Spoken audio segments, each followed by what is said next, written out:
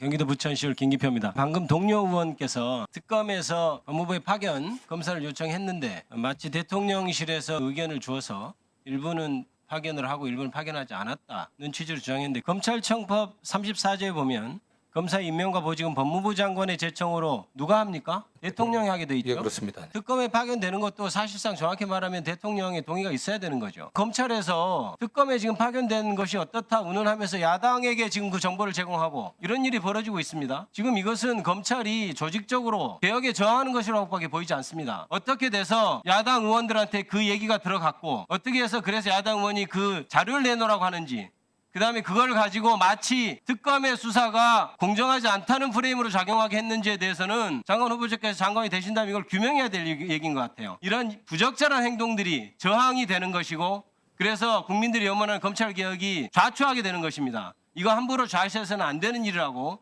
저는 생각합니다. 분명히 확인해 보십시오. 동료원께서 아까 검찰의 인사권을 제한하면 되지 검찰 개혁을 왜 하느냐 이렇게 하는 얘기를 들었어요. 저는 어이가 없습니다. 민주당 계열의 정부에서 그동안 검찰에 의존하지 않는다고 해서 오히려 검찰에 대해서 놔뒀어요. 이른바 국민의힘 계열의 정당에서는 검찰은 정권에 부역하고 정권 죽이기에 계속해서 매진해 왔습니다. 노무현 정부 때 어땠습니까? 가장 강력하다고 하는 검찰을 내가 권력 유지에 동원하지 않겠다고 해서 결국은 노무현 전 대통령이 검찰의 손에 죽었다고 저는 생각하고 있습니다.